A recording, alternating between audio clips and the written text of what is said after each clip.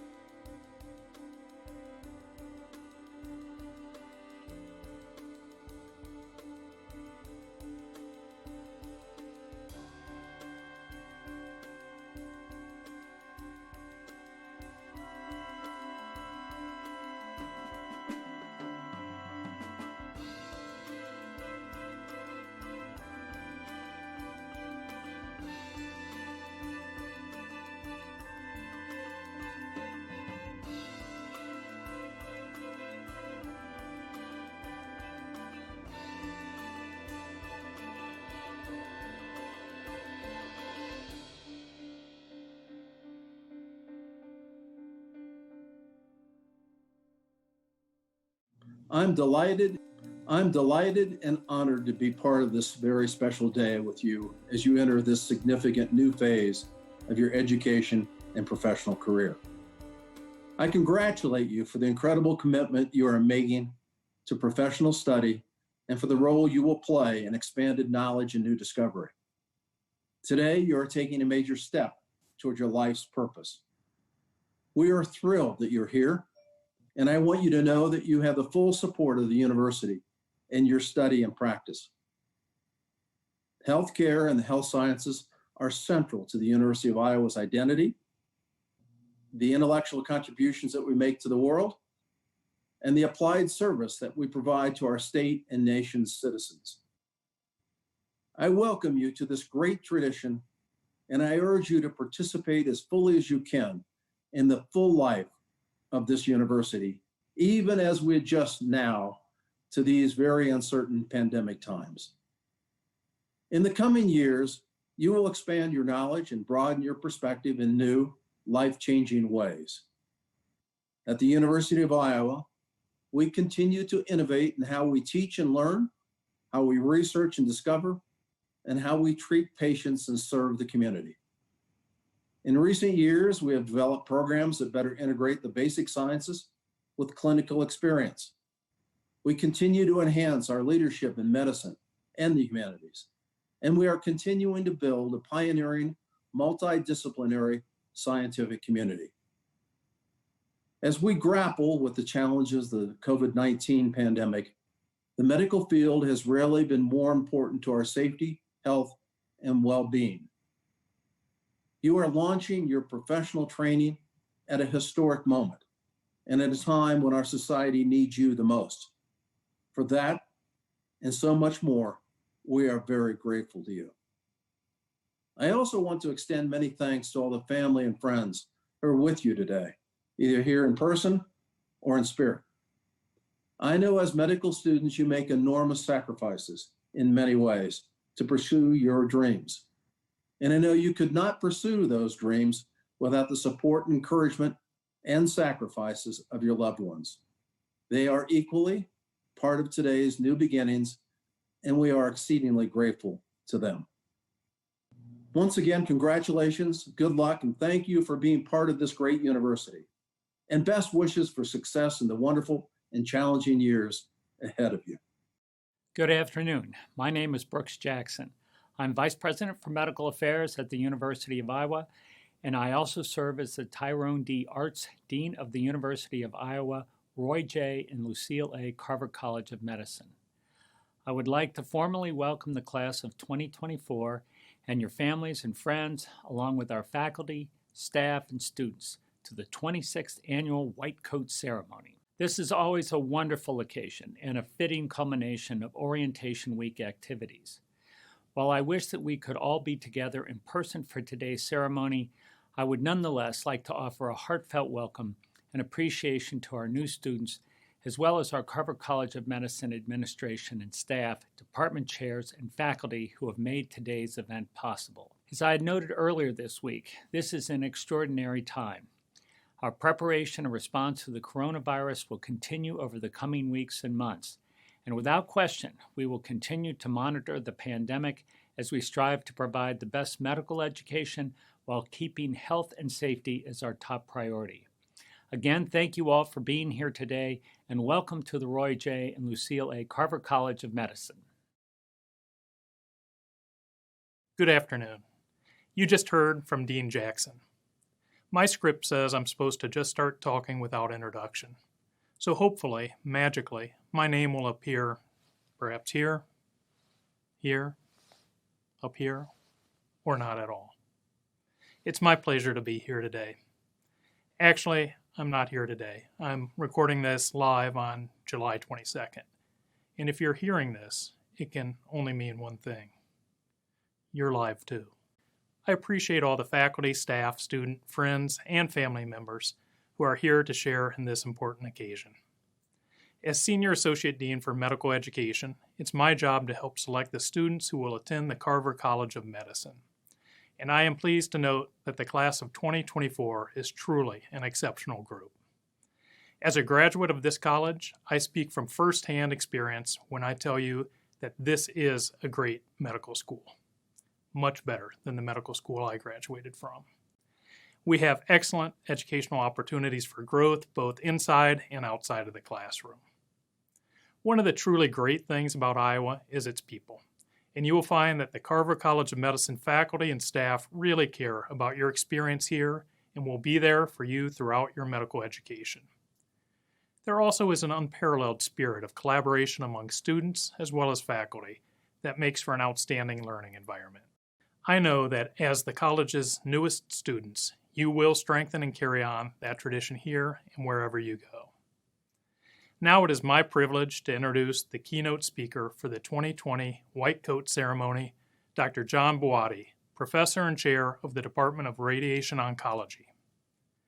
Dr. Boatti also holds faculty appointments in the Carver College of Medicine's Department of Otolaryngology, Head and Neck Surgery, and the Department of Neurosurgery. Dr. Boatti earned his medical degree at Georgetown University in Washington, D.C. He completed residency training in internal medicine at Georgetown, followed by residency training in radiation oncology at the University of Arizona. Dr. Boatti joined the University of Iowa faculty in 1999 as professor, director of radiation oncology, and vice chair of the Department of Radiology. He came to Iowa from Florida, where he had been a faculty member for 6 years. In 2001, Dr. Boatti became the first chair of the newly created Department of Radiation Oncology in the Carver College of Medicine. In 2005, he established Iowa's first Center for Excellence in Image-Guided Radiation Therapy, which provides the very best imaging modalities and state-of-the-art treatments for patients. As a clinician, Dr. Boatti is a leading authority on the treatment of cranial malignancies, and specifically malignant gliomas. As a researcher, he maintains active National Cancer Institute-funded research on quantitative imaging and clinical translational research, and he jointly holds patents related to the use of optic guidance for digital localization in radiotherapy. Dr. Boatti also is a prolific scholar, having authored or co-authored more than 240 peer-reviewed articles and over 20 book chapters. He has held several national committee appointments for the American Society of Radiation Oncology and the American Association of Physicists in Medicine. He is a frequent reviewer on numerous panels for the National Cancer Institute, and he continues to serve in an array of administrative leadership roles within the Carver College of Medicine. We are delighted that he is here to deliver this year's keynote address. Please join me in welcoming Dr. John Boatti. Welcome to the medical school class of 2024. Today, you begin with an experience that will, without question, completely change your life. It will, in fact, change who you are. Being a physician, wearing that white coat you received today, and that I received 38 years ago, although it doesn't seem that long, has been the greatest single impact in my life. I would also tell you it's the best possible vocation you could choose. I would not trade my profession for anything. It has been, as a whole, proverbially speaking, better than playing baseball.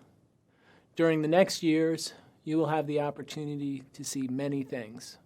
You'll see babies being born. You may see babies born with life-altering deformities or with conditions that can or cannot be cured.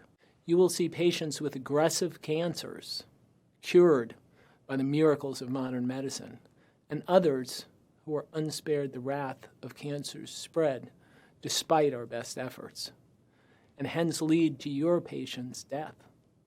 You will see patients suffering from addiction and mental health issues.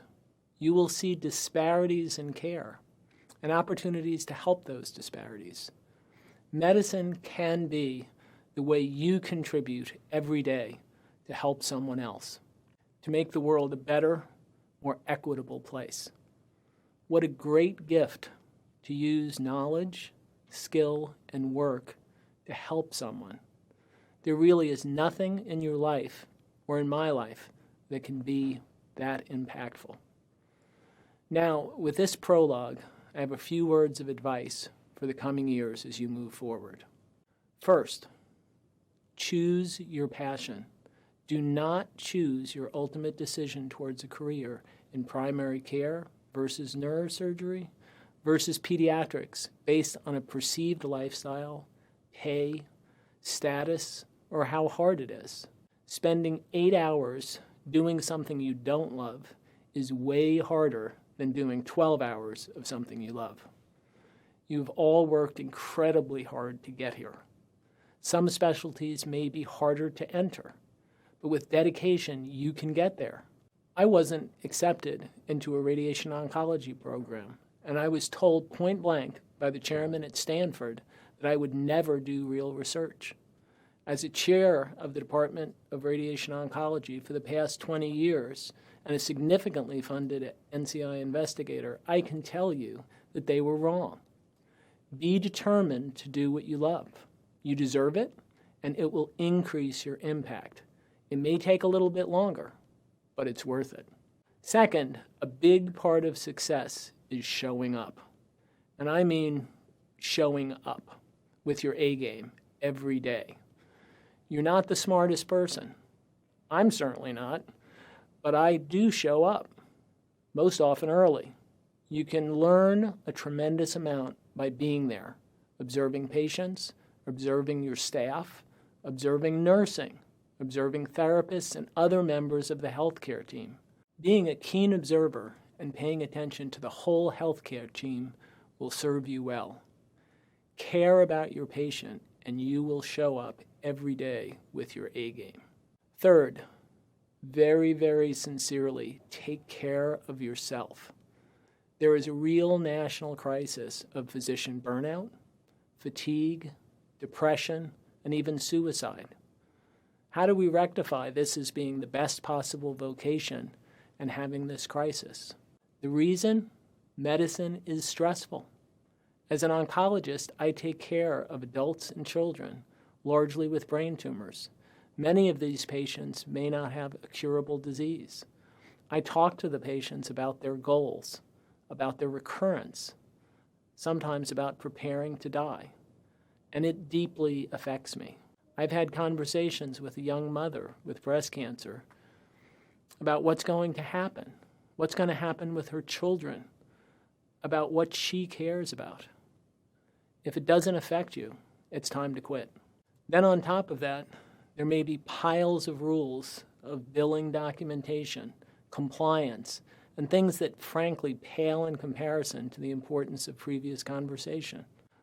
But they have to be done, and you can't dismiss them. I need to do this well also. In addition, you may have a life. I have 5 children. One of them's been quite sick. A parent may be sick. You may have issues with a relationship. These things will also affect you. To succeed and thrive, you need to really, really seriously take care of yourself. Stay fit, eat well, sleep, take time with friends and family. Be aware of yourself. Allow downtime and be aware of when you need it. Talk to someone if you're down and use resources as needed to help. We at the Carver College of Medicine care about you. Medicine and life can be difficult, but if you take good care of yourself, you can thrive and realize this is the best of all professions. My final piece of advice is a quote from Plato, and this was given to me by my father. The wise man or woman is the one who knows what they know and knows what they don't know, but more so knows what others know and what they fancy they know and do not. This is wisdom, self-knowledge, and temperance. There is no truer statement for medicine. There is so much information that each of us knows only a very small amount about a small number of things. Recognizing this will enable you to listen and learn from your colleagues from a diverse array of subspecialties as well as the entire healthcare team. I am truly excited for you to begin your absolutely best career. Please enjoy it, follow your passion, show up, take care of yourself, and be wise. Thank you. Thank you, Dr. Bwadi. That was terrific. Now let's turn our attention to the white coat, a powerful symbol to both the medical profession and society at large. The way physicians dress has been an important part of medical practice since ancient times. In fact, Hippocratic advised doctors on how they should dress, saying, "The healer's uniform should imply a professional interest and interaction. It must convey to even the most anxious patient or physician a seriousness of purpose that helps provide reassurance and confidence that medical concerns will be dealt with competently and conscientiously." Students, the white coat symbolizes your transformation to becoming a physician. It is a cloak of compassion and dedication toward your fellow human beings. May it also serve as a reminder of your commitment to your education and to your chosen profession. Today, we will introduce the students by membership in their learning community. The Carver College of Medicine learning communities are designed to allow students to support one another and provide more opportunities for leadership and service learning activities across all 4 years of medical school. The communities also help strengthen relationships between students and faculty, collegiate staff, and our individuals in our local community. Each medical student has been randomly assigned to one of the 4 learning communities. The faculty directors of each community will now introduce their students for a presentation of the white coats.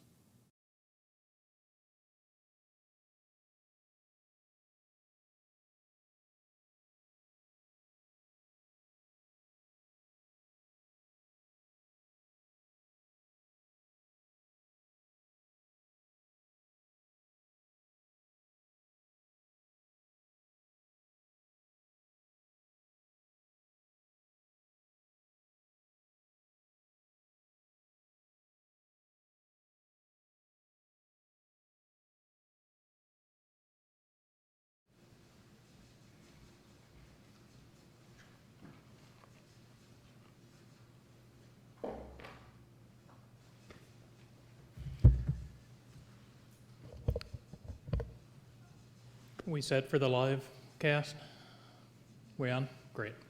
So before we begin today, Dr. Bwadi, I want to congratulate you. That was a fantastic talk, and we've got some students in here, about a fourth of them, and I think we'd like to give you a round of applause. So thank you.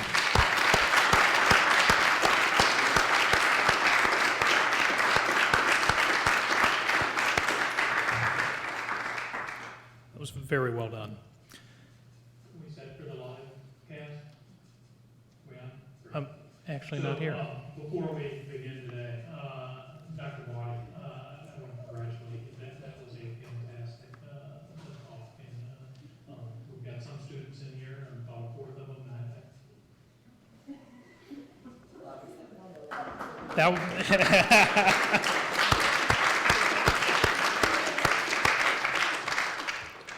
that was haunting. So, we've got some special guests and individuals with us today that I'd like to introduce. First is Dr. Patricia Winokur, the Executive Dean of the Carver College of Medicine. Pat.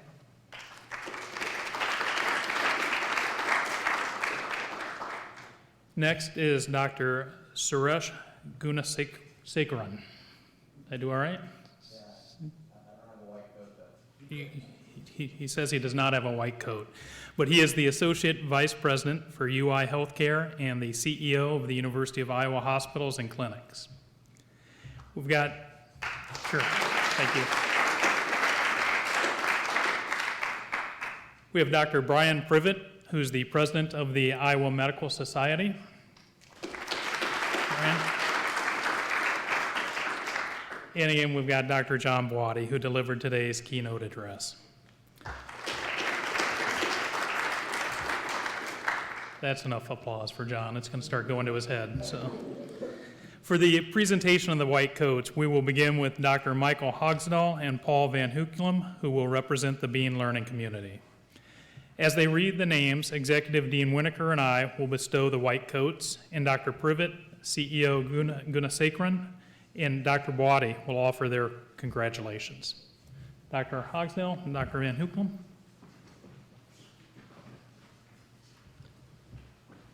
Thank you, Dean Cooper. It is a privilege for Dr. Paul Van Hoeklam and me to present the Bean Learning Community today.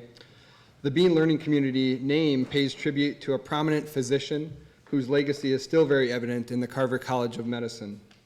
Dr. William Bean served as the Carver College of Medicine chairman of the Department of Internal Medicine from 1948 to 1971.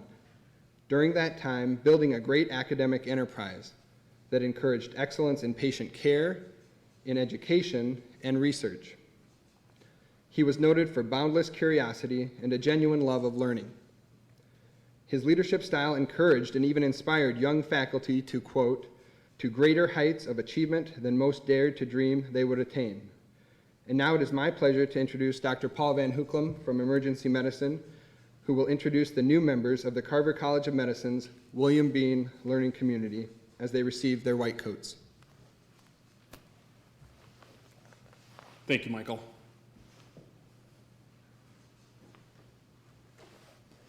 Maya Altemeyer.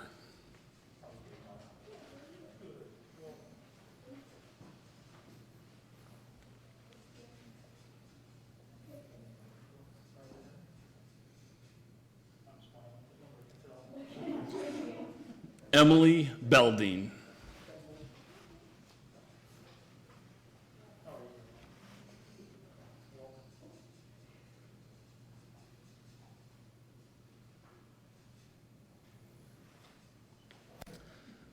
Elena Berg.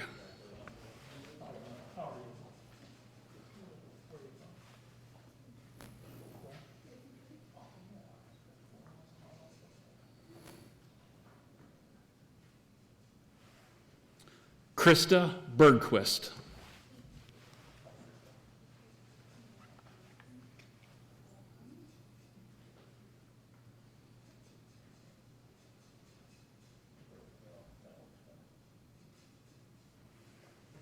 Gabby Bierlein de la Rosa.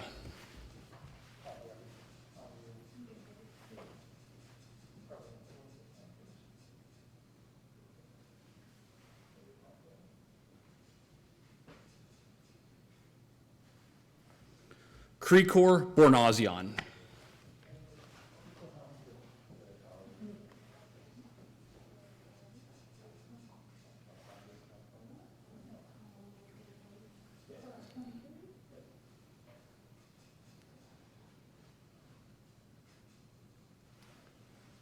Pratusha Bujimala.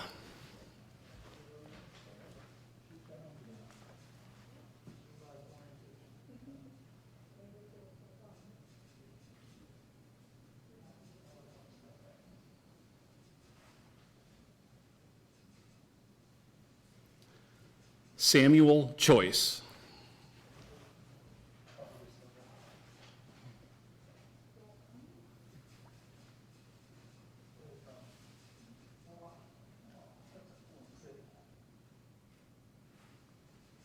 Jesse Chu.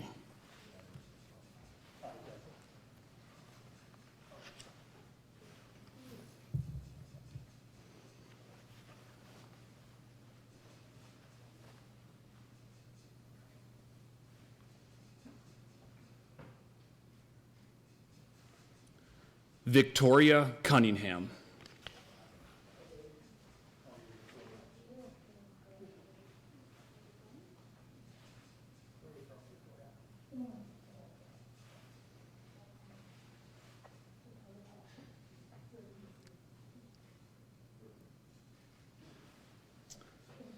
Hannah Erlbacher.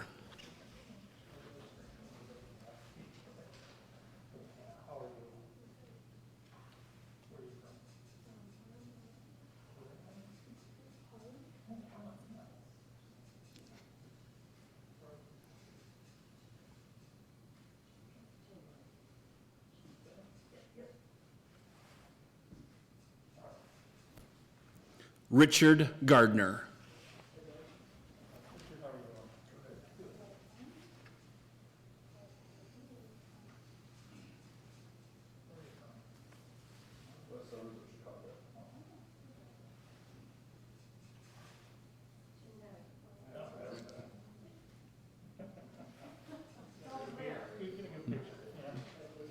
Tyler Gibson.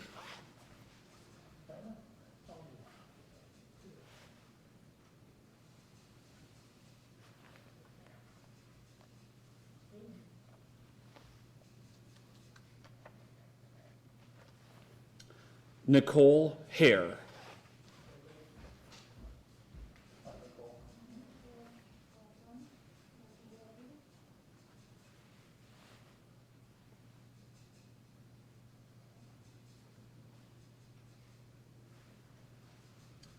Zachary Heinzman.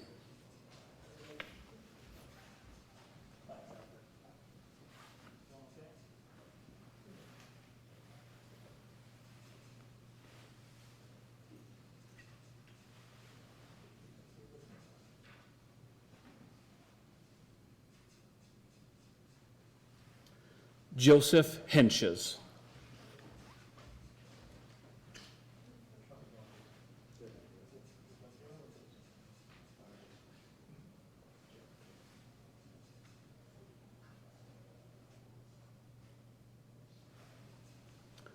Kyle Jackson.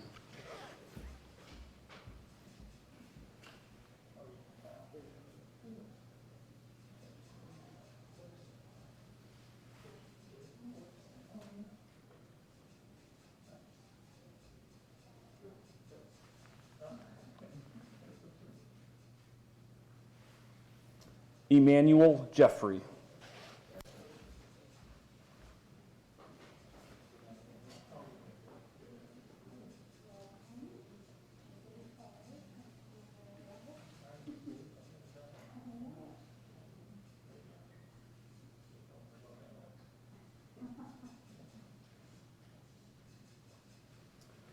Vajay Vardan Kalamam Pundi.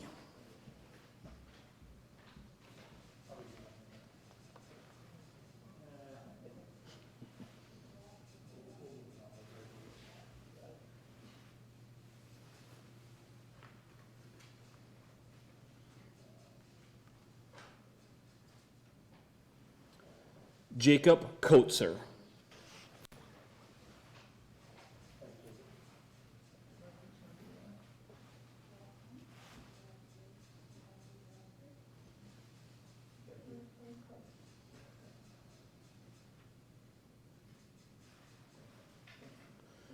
Jessica Nabi.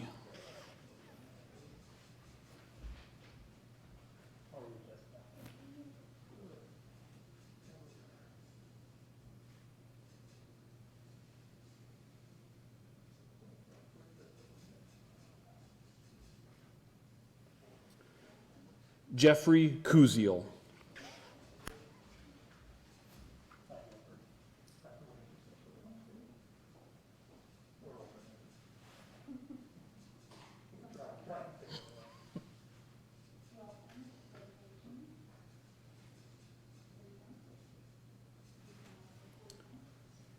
Rebecca Lank.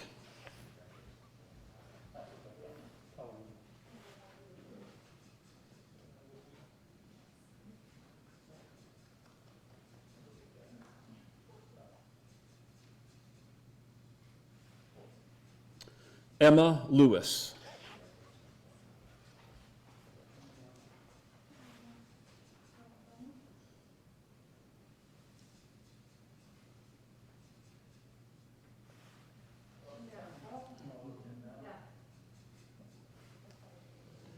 Daniel Mai.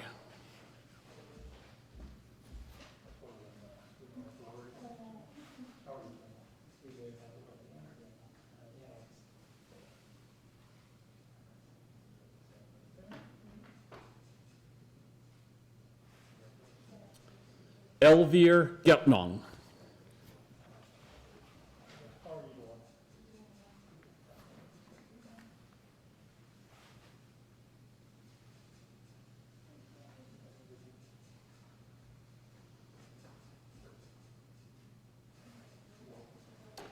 Servanya Raval.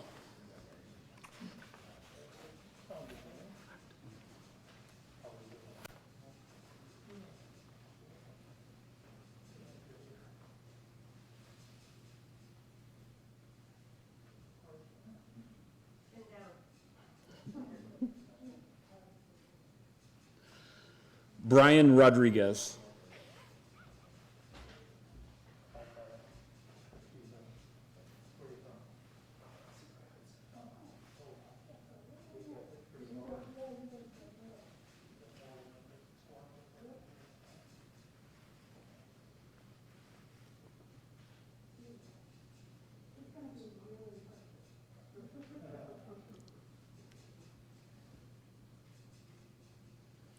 Jacob Schroeder.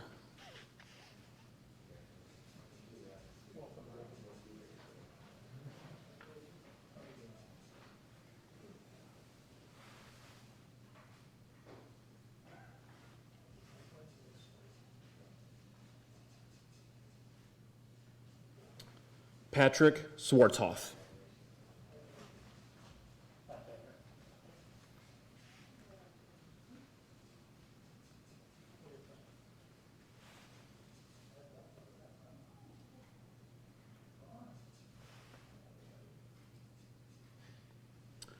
Mala Sharma.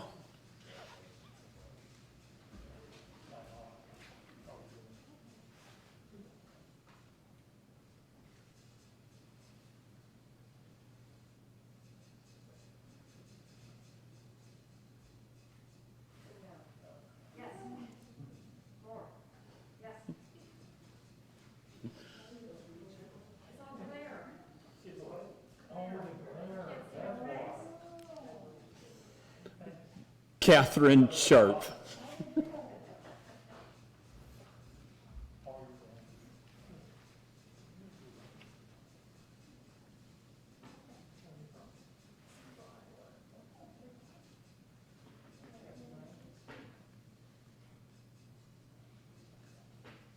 Bryce Shanka.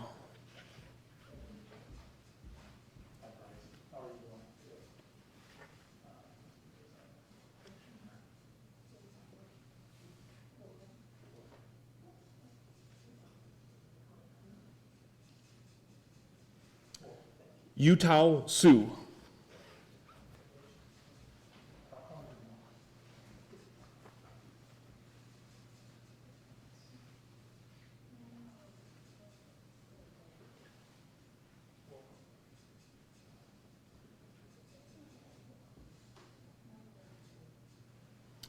Matthew Van Engen.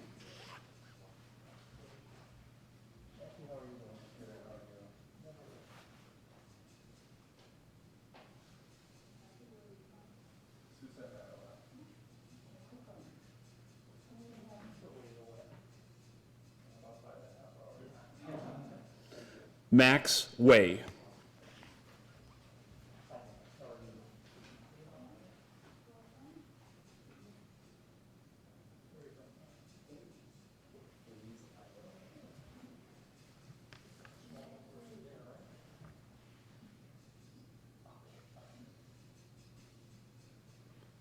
Rebecca Wen.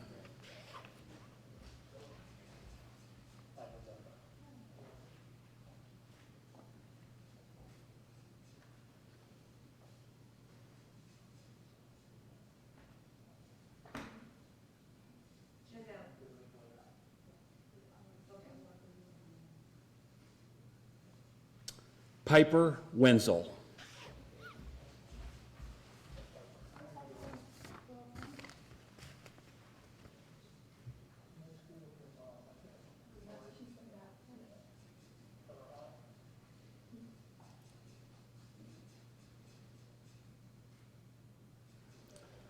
All right, I am now going to introduce Katie Iverson and Dr. Ben Rankin for the Bulware community.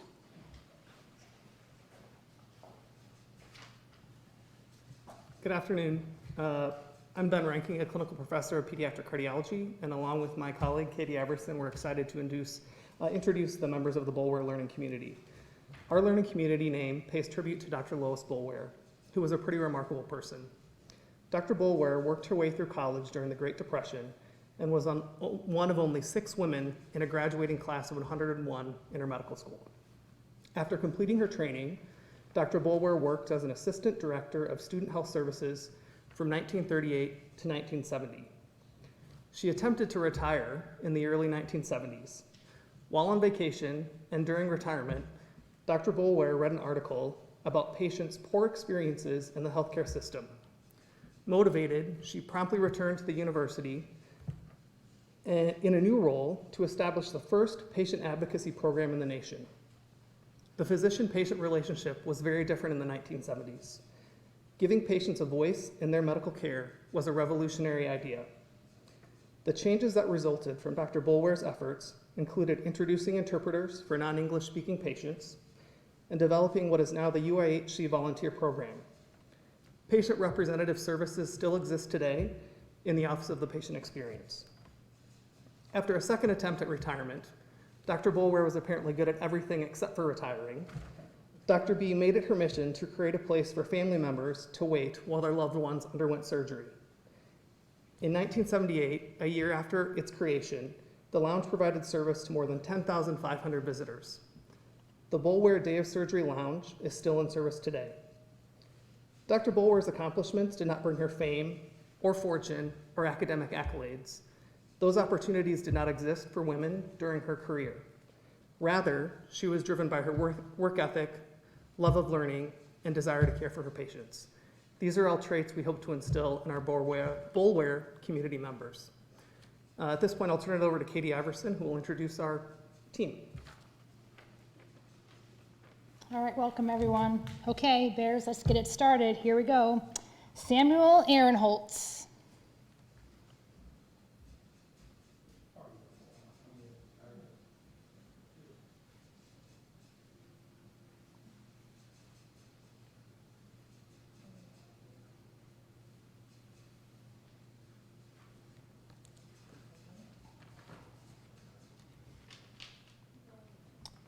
Fiona Armstrong Pavlik, who is unable to attend today.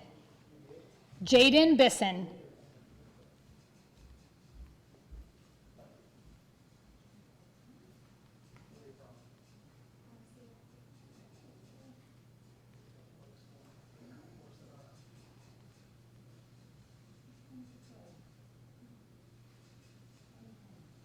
Kelsey Blacklinger.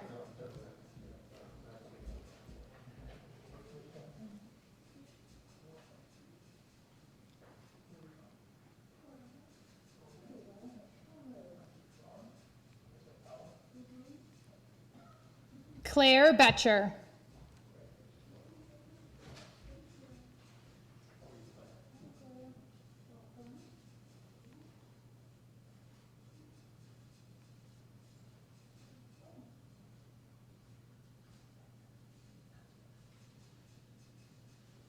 Connor Byman.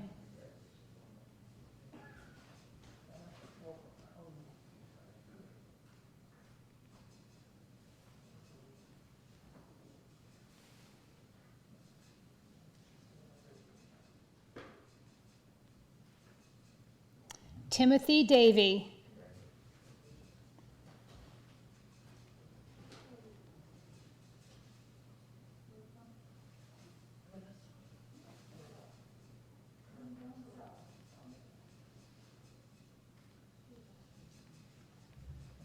Alyssa Drevlo.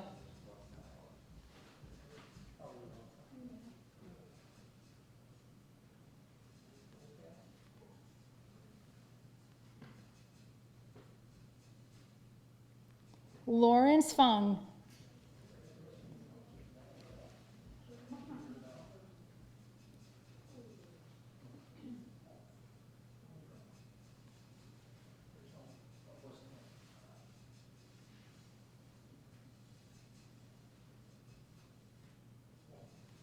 Ryan Fisher.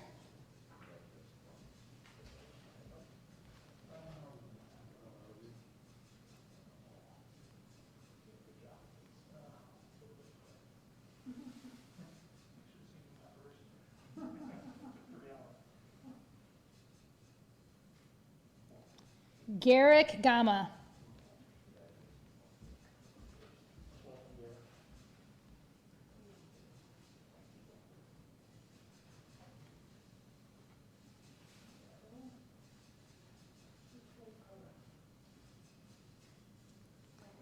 Joshua Gassman.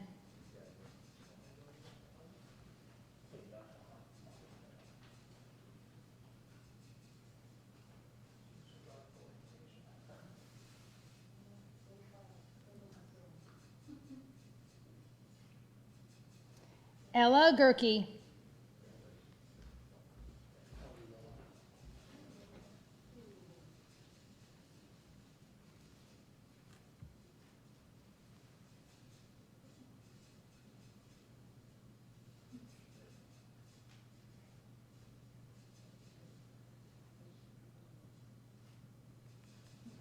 Carolina Gonzalez Bravo.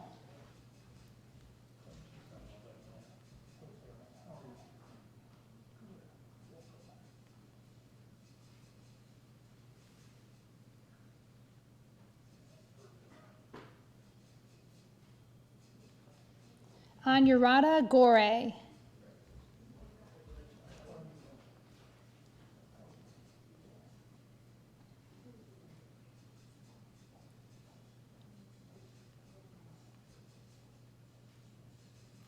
Tyler Hardigan.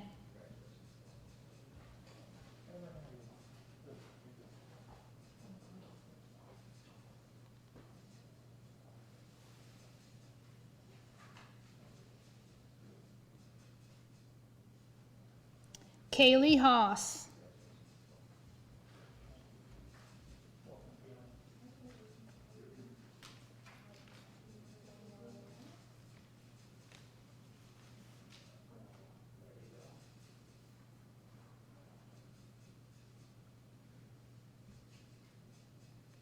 Arman Halas.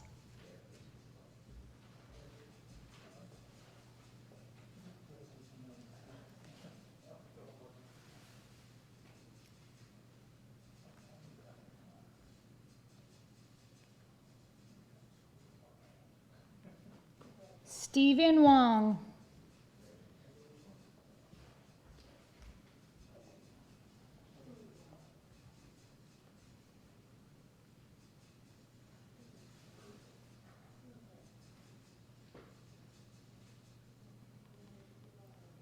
Amelia Hurley Novotny.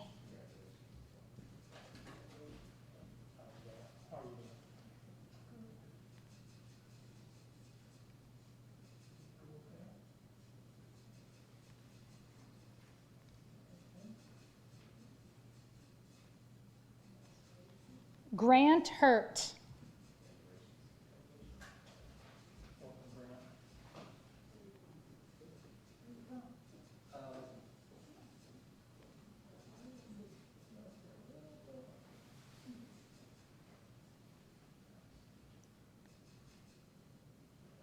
Grace Lee.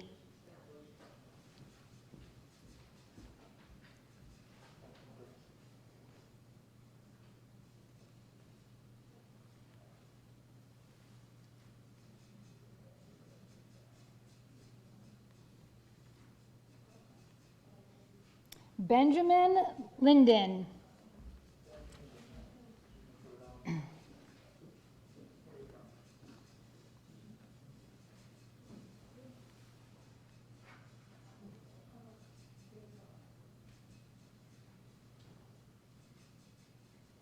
John Nelson.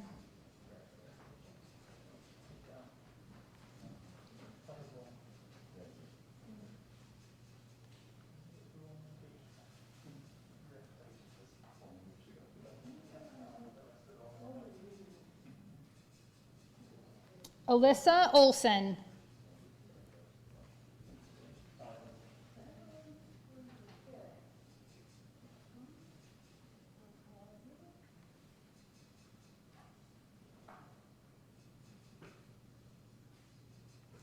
Priyant Patel.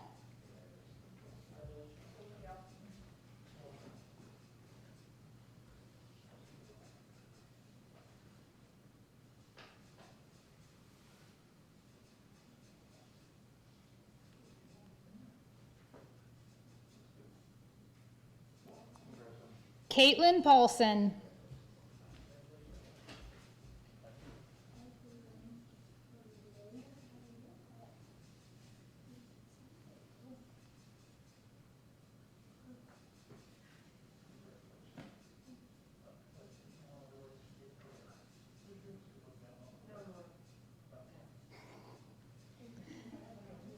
John Rafferty.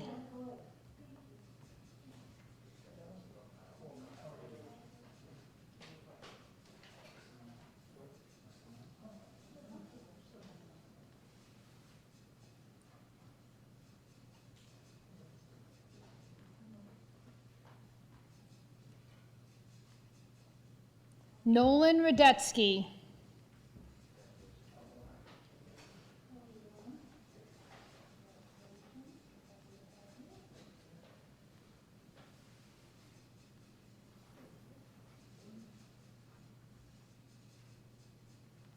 Elijah Reish.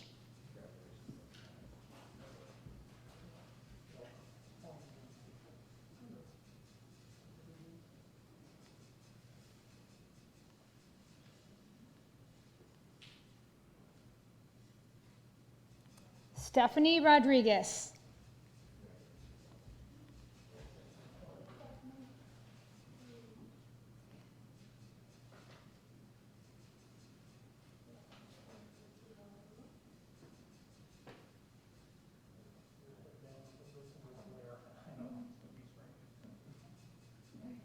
Mitchell Schaefer.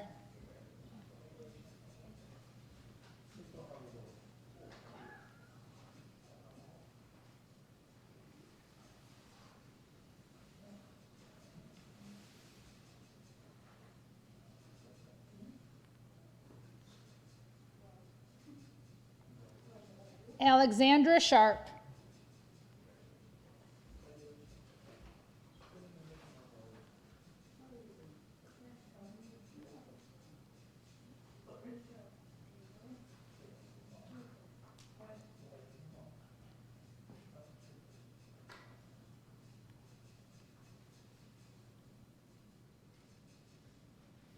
Carl Skoog.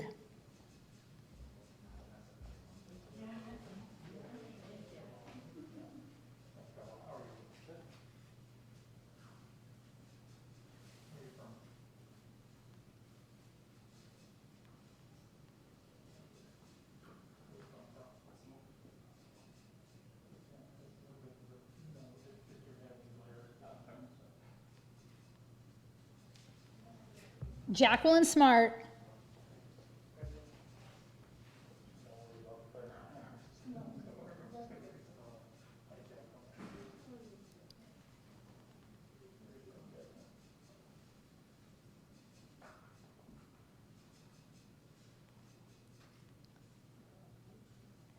Sonica Tucrawl.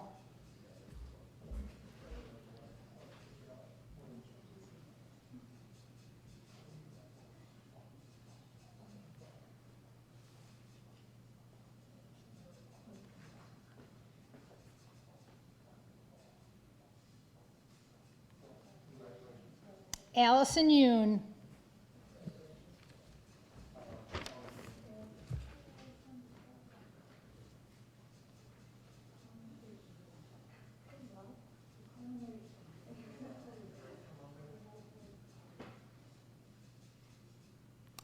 Anthony Young.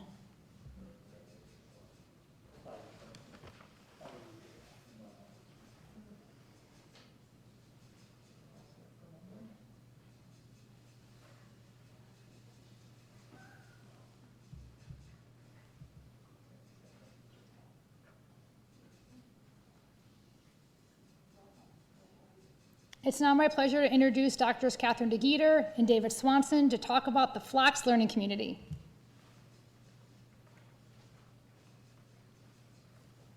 Thank you, Katie. I'm Catherine DeGeeter in pediatric gastroenterology, and I'm proud to introduce our Flox Learning Community. Flox is named after Dr. Reuben Flox. He was born in New York City in 1906. He was an excellent student and received his Bachelor of Arts and his medical degree from Johns Hopkins. He completed his residency training in urology at the University of Iowa. He stayed on at Iowa as a faculty member and rose the ranks to professor and eventually became department chair and held that position for a quarter of a century. His devotion and his rigorous work habits made Reuben Flox legendary, as did his efforts to instill those traits in his residents. He was known as a stern taskmaster, to put it lightly, and numerous stories I've read about Dr. Flox emphasize this point. However, behind his tough exterior was a caring and gentle man who was concerned for the welfare of his patients and for the professional development of his students. He was a committed faculty member, held many leadership positions at the state and national level, and created a reputation for the Department of Urology of excellent patient care and service.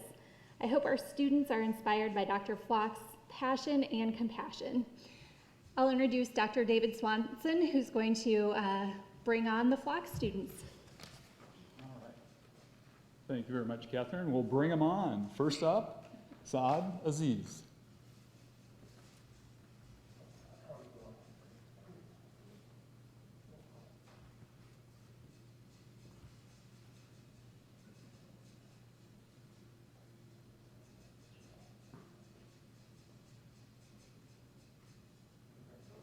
Alex Belzer.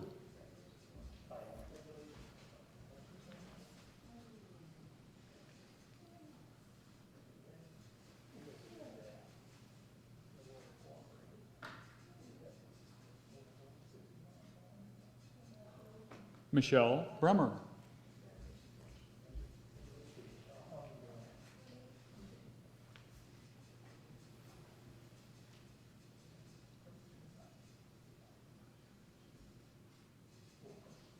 Adam Carrizales.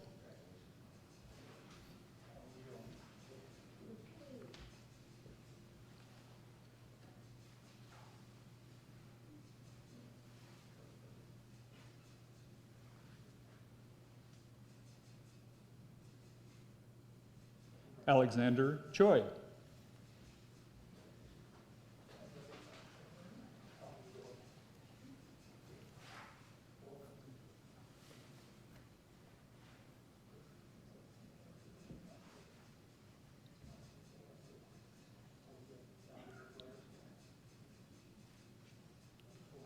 Sarah Costello.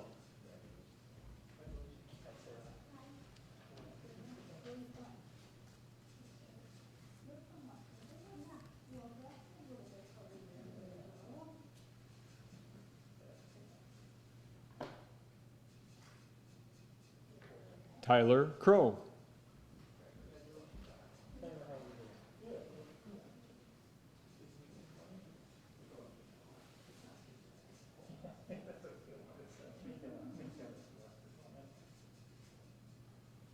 Brianna Cottrell.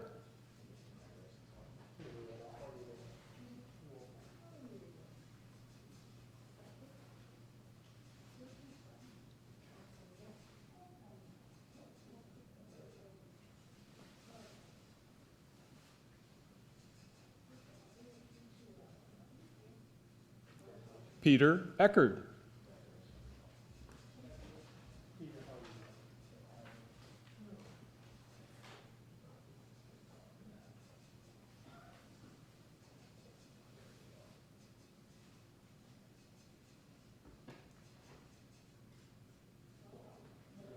Bennett Fichtenberger.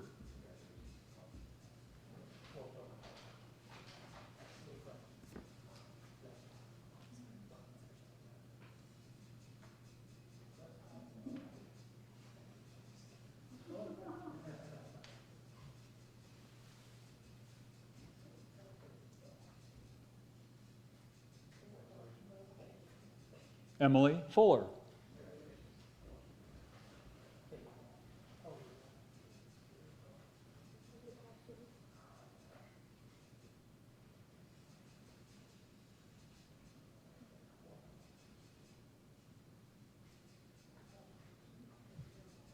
Sawyer Getz.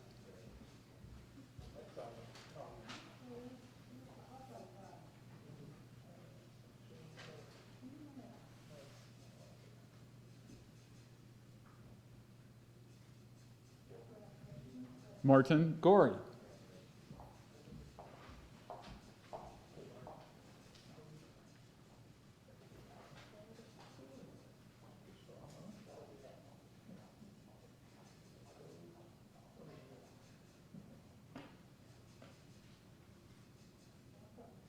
Tanner Kempton.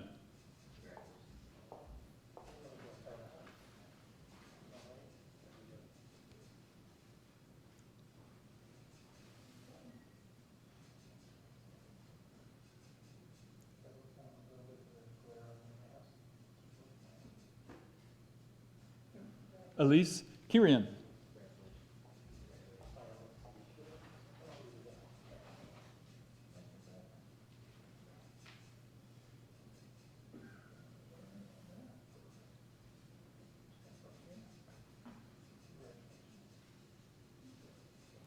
Elias Kovor.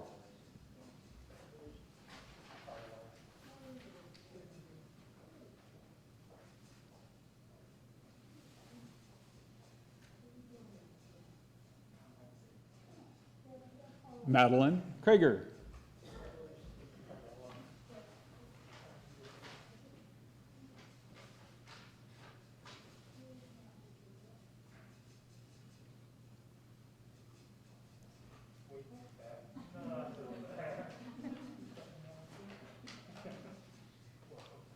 Trayton Krupp.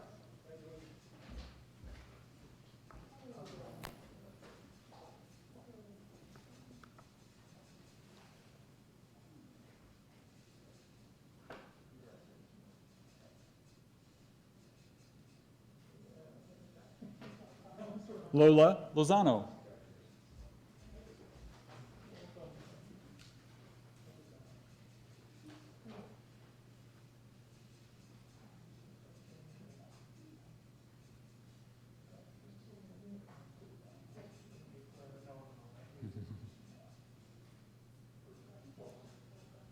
Smriti Money.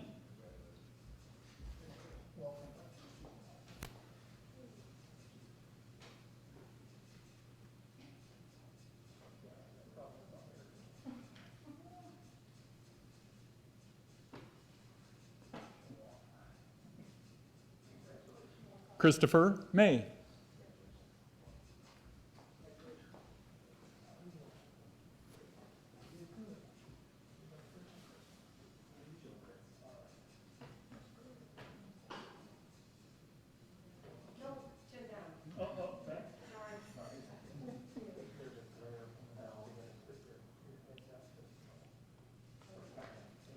Zane Meddy.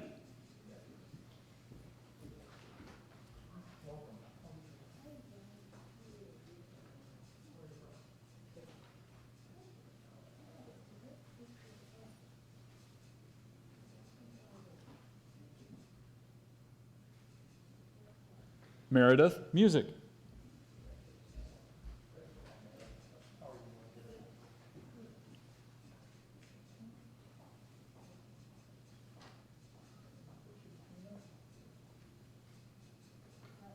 Sasha Osting.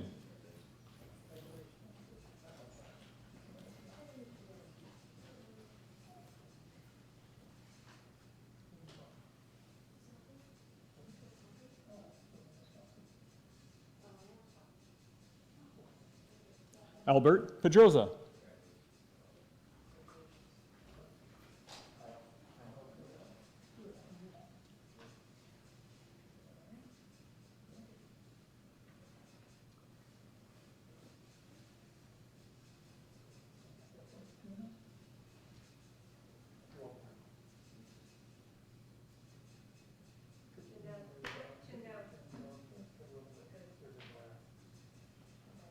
Mia Polexic.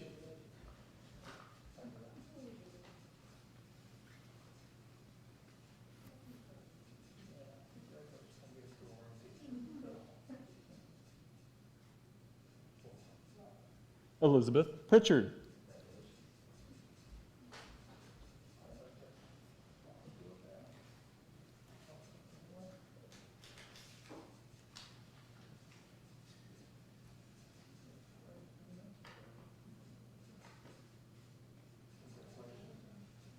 Elizabeth Roger. Or Ariel, I'm sorry.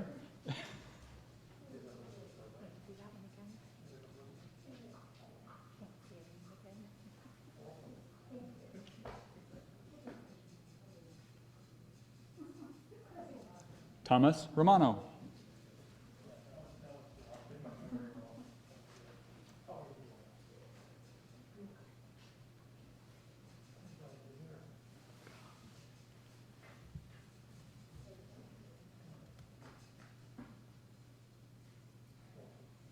Danielle Sands.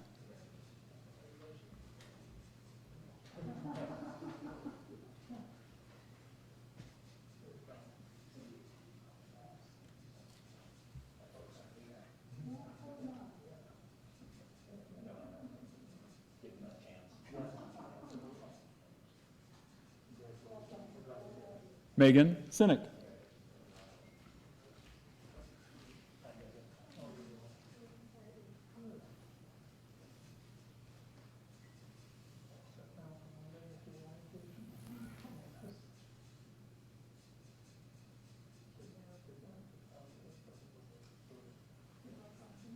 Juno Sung.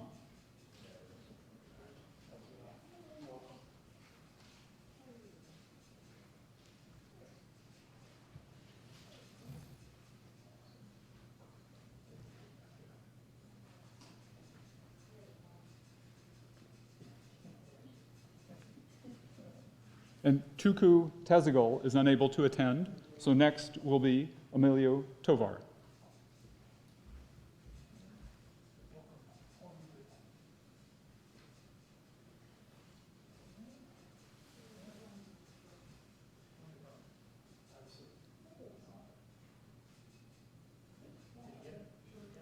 Reese Woodley.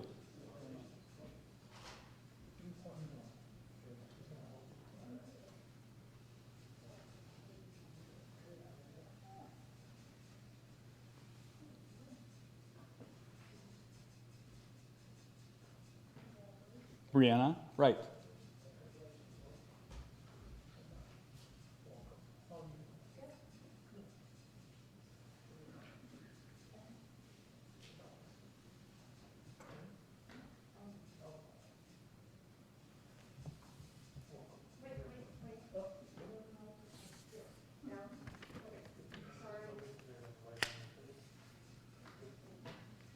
It is now my privilege to introduce Drs. Terry Thompson and AJ Patel and the McCowan Learning Community.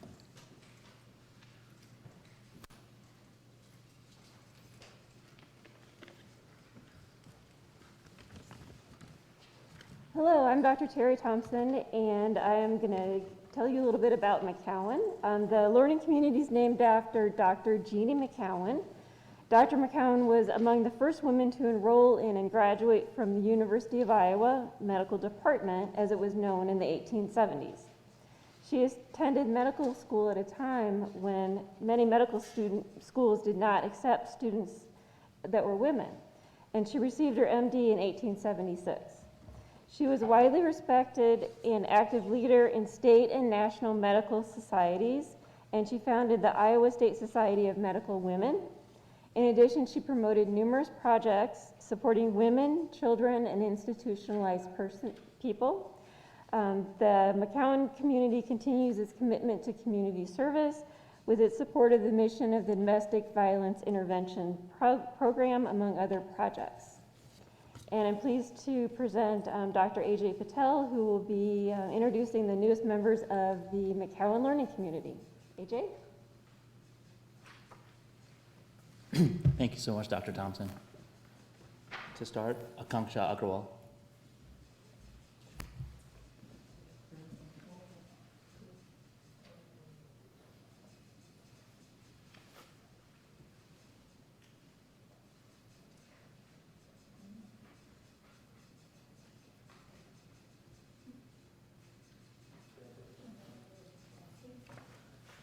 Barbara Badovinats.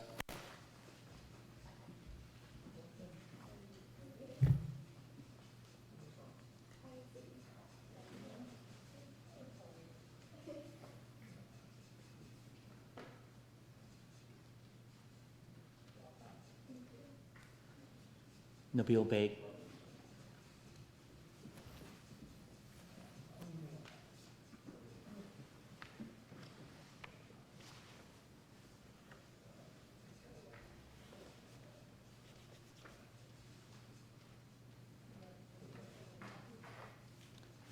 Lucas Barrett.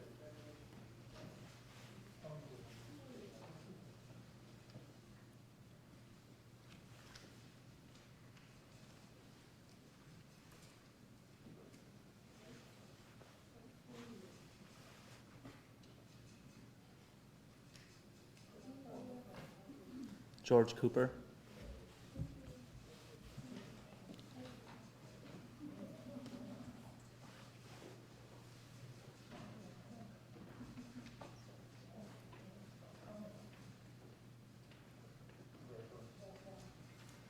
Landon Krippis.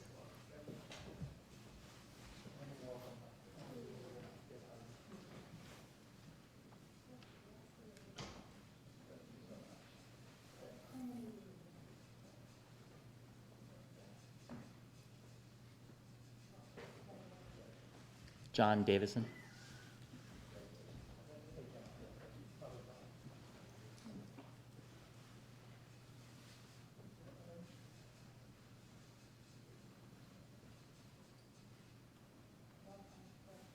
Evan, economist.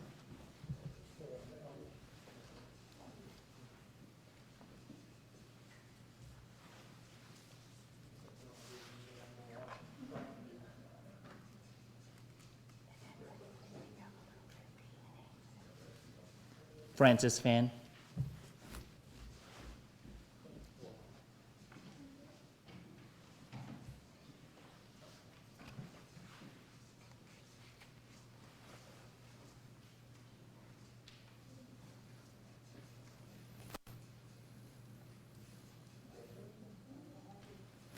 Allison Hagenow.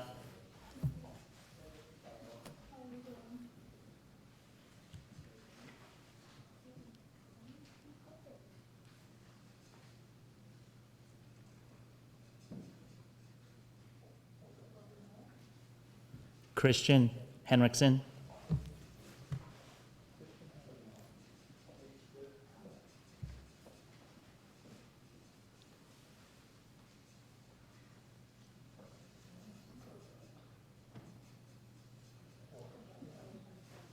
Catherine Hyam Kessler.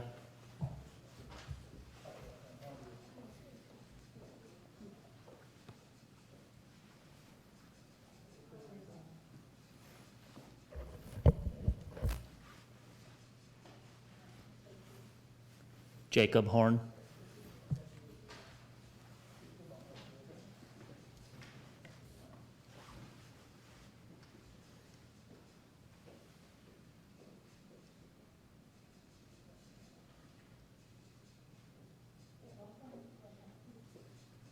Caleb Eel.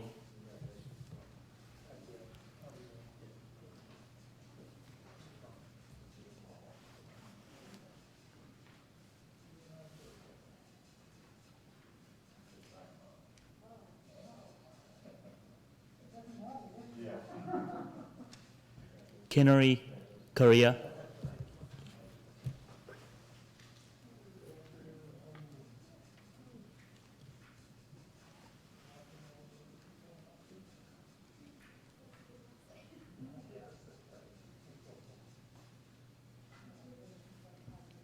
Joel Kotzer.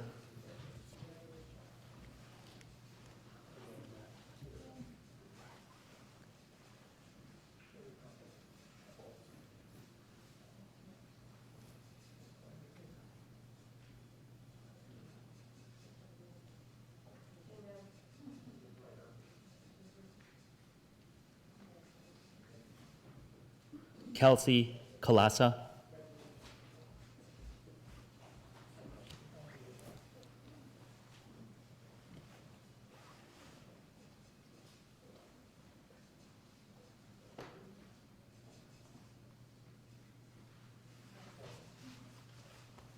Alexis Kolash.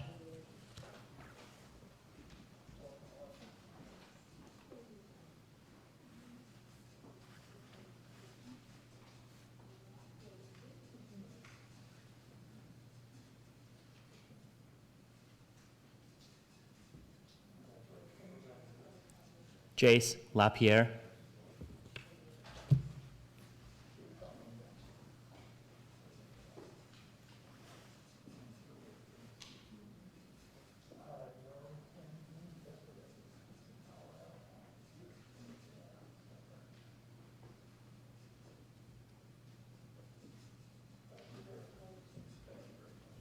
Tori Lassiter.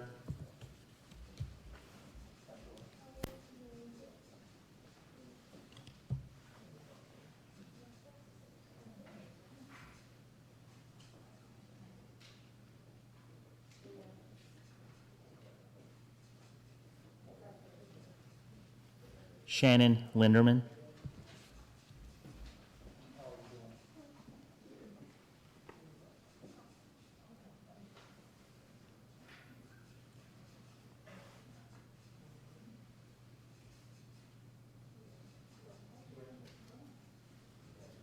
Aaron McConaughey.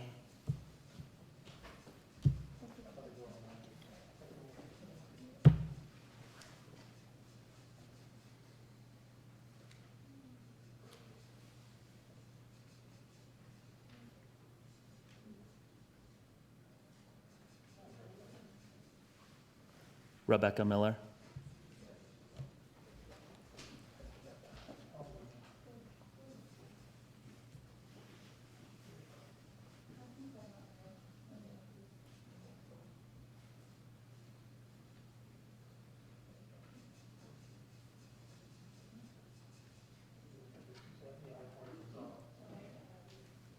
Alicia Norton.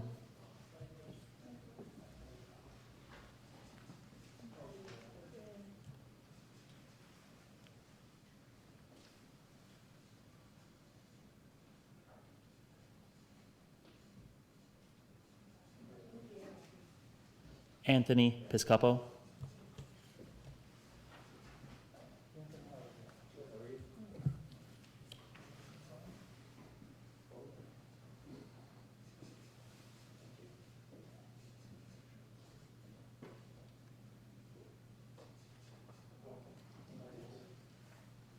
Peter Sanchez.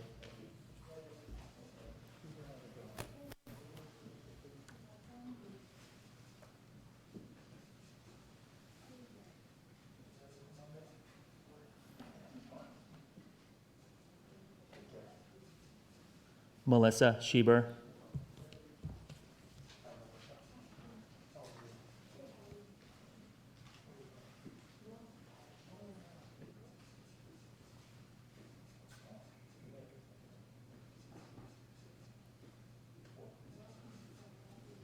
Dana Sokup.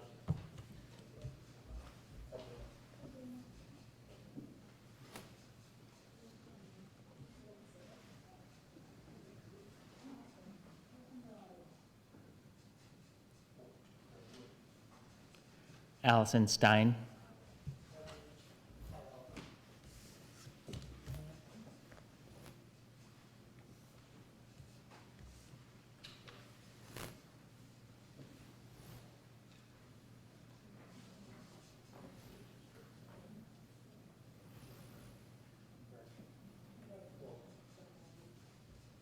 Chandler Tinsman.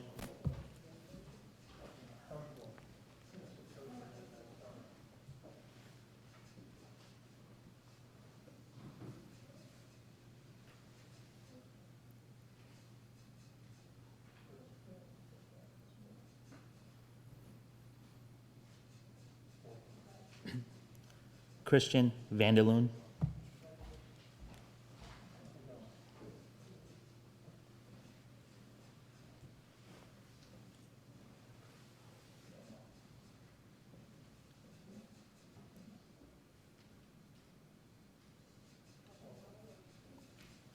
Akshaya Varya.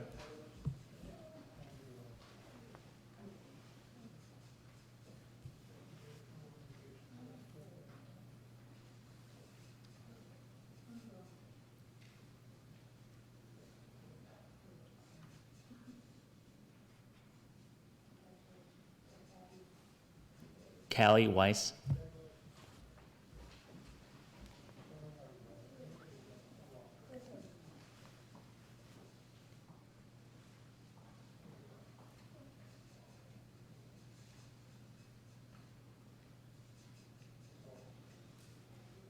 Caitlin Walensky.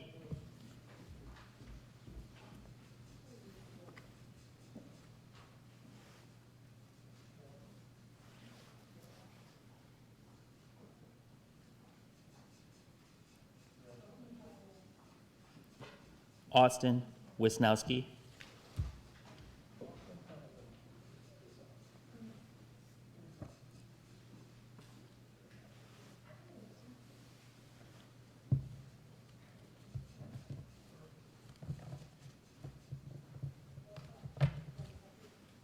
Cal, Zahn.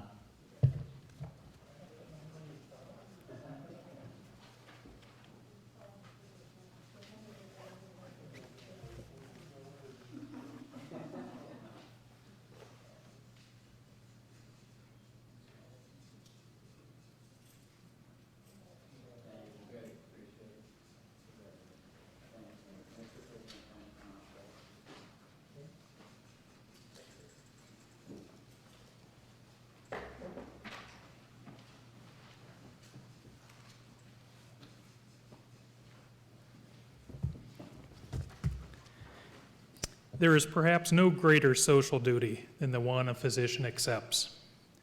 Physicians hold a unique knowledge that requires years of patient study and a constant desire for continued education.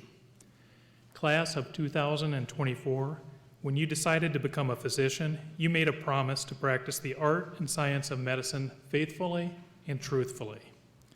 You have agreed to accept the duty of helping your fellow human beings. This is not a promise to be taken lightly. Whether we make a difference one patient at a time or through research and discovery that will help scores of people, we must always remember that promise. The Hippocratic Oath, named for Hippocrates, who knew? The ancient Greek physician and father of modern medicine, was created to emphasize the promise you have made. Our college has been celebrating this oath since our first white coat ceremony in 1995. To our students, I urge you to think about the true meaning of this oath as you join me in making this pledge. Students, please now stand and join me in reciting the Hippocratic Oath. I do solemnly swear by that which I hold most sacred, that I will be loyal to the profession of medicine and just and generous to all, that I will lead my life and practice my art in uprightness and honor, that into whatsoever house I shall enter, it shall be for the good of the sick to the utmost of my power. I, holding myself aloof from wrong, from corruption, and from the temptation of others to vice, that I will exercise my art solely for the cure of my patients, and will give no drug, perform no operation for a criminal purpose, even if solicited, and far less suggest such a thing. That whatsoever I shall see or hear of the lives of others, which is not fitting to be spoken, I will keep inviolably secret. These things I do promise, and in proportion as I am faithful to this, my oath, may happiness and good repute be ever mine. The opposite, if I shall be forsworn. Students, please be seated.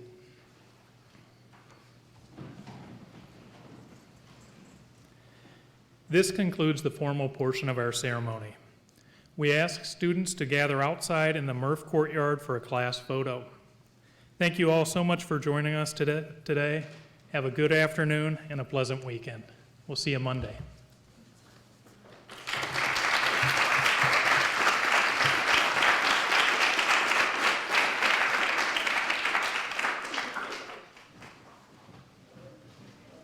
Courtyard this way?